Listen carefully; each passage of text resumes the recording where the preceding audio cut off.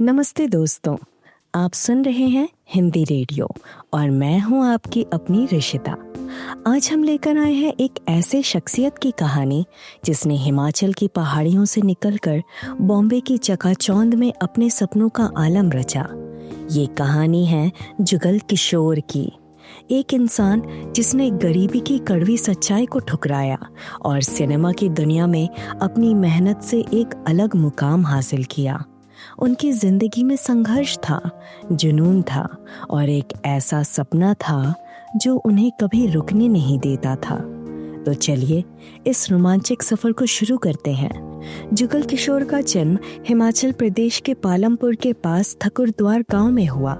हरी भरी वादियों में बसा ये गांव उनकी जिंदगी का पहला ठिकाना था, मगर यहाँ की जिंदगी आसान नहीं थी।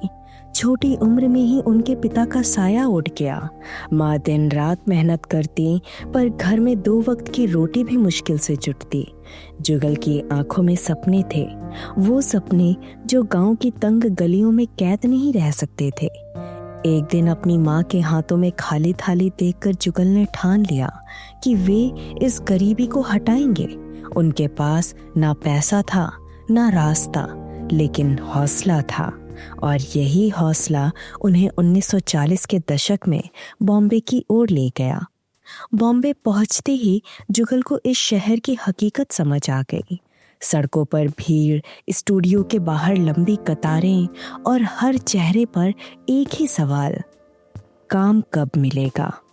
जुगल ने छोटे मोटे काम शुरू किए, कभी स्टूडियो के बाहर पानी बेचा, कभी सेट पर सामान ढोया, लेकिन उनकी नज़र हमेशा पर्दे पर थी। 1942 में उनकी किस्मत ने पहला दरवाज़ा खोला। फिल्म नजराना में उन्हें एक छोटा सा रोल मिला। ये उनकी एक्टिंग की शुरुआत थी। फिर 1946 की फिल्म धरती में वो गोपाल के किरदार में नजर आए। उनकी सादगी और मेहनत ने लोगों का ध्यान खींचा। 1951 में शोखियां और 1953 में 2 बीघा जमीन में भी वो छोटे किरदारों में दिखे। जुगल की अदाकारी में एक अलग अंदाज था।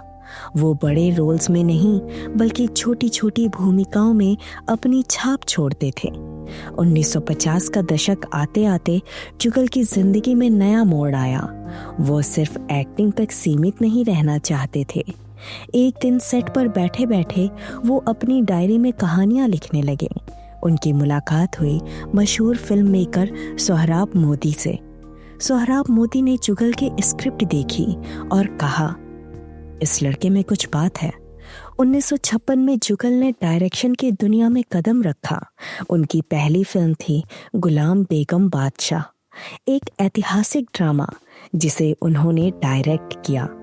फिल्म ने ठीक ठाक कमाई की और जुगल को यकीन हो गया कि वो सही रास्ते पर है। इसके बाद 10 o'clock 1958 और भांगड़ा 1959 जैसी फिल्मों में उन्होंने अपनी डायरेक्शन की कला को और निखारा। जुगल का असली जादू तब चमका जब उन्होंने पंजाबी सिनेमा में कदम रखा। 1964 में आई फिल्म जग्गा, जिसमें दारा सिंह ने मुख्य भूमिका निभाई। ये फिल्म 20वीं सदी के डाकू जग्गा जट की कहानी थी। जुगल ने दारा की ताकत को पर्दे पर ऐसे उतारा कि फिल्म ने नेशनल फिल्म अवार्ड जीत लिया। दारा ने बाद में कहा, जुगल ने मुझे वो मौका दिया जिसने मेरी जिंदगी को नई दिशा दी। इसी साल एक दिन का बादशाह में भी जुगल ने डायरेक्शन और एक्टिंग दोनों की।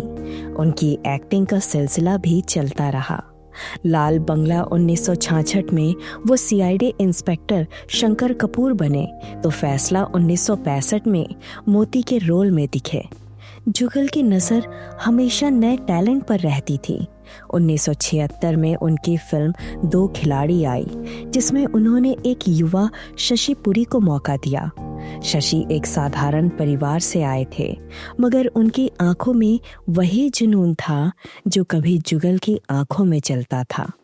2 खिलाड़ी में शशि ने सेकंड लीड रोल निभाया और इस फिल्म की मशहूर कव्वाली रात अभी बाकी है बात अभी बाकी है ने उन्हें खूब सुर्खियां दिलाई।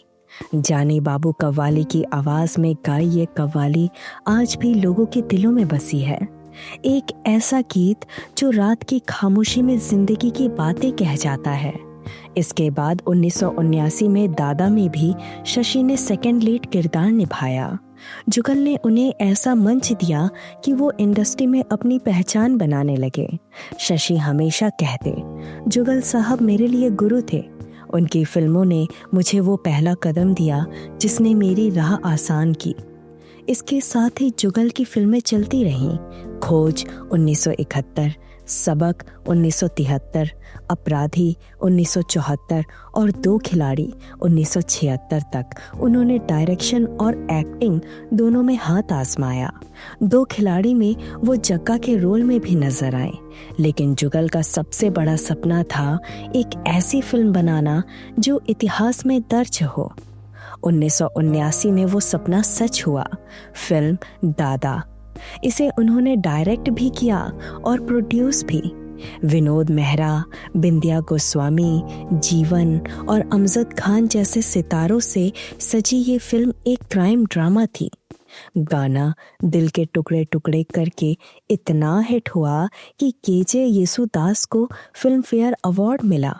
अमजद खान को बेस्ट सपोर्टिंग एक्टर का फिल्म फेयर मिला। दादा ने सिल्वर जुबली मनाई, 25 हफ्ते थिएटर में चलने का रिकॉर्ड। और ये जुगल की जिंदगी की सबसे बड़ी कामयाबी थी। सेट पर वो कहते, ये फिल्म मेरे सपनों का आखिरी चिराग है। मगर किस्मत को कुछ और मंजूर था। दादा की रिलीज के कुछ ही दिन बाद 21 जून 1979 को जुगल किशोर इस दुनिया से चले गए। बॉम्बे में उनका निधन हुआ। दुख की बात ये थी कि वो अपनी पहली सिल्वर जुबली फिल्म की पूरी कामयाबी देख भी ना सके। जब थिएटर में लोग तालियां बजा रहे थे, जुगल अस्पताल में अपनी आखिरी सांसें ले रहे थे। उनकी मृत्यु ने इंडस्ट्री को झकझोर दिया। जो शख्स कभी ठकुरद्वार की गलियों से निकला, जिसने जग्गा से लेकर दादा तक का सफर तय किया, वो चुपचाप चला गया। जुगल किशोर की जिंदगी एक मिसाल है। 1940 में नजराना से एक्टिंग शुरू की।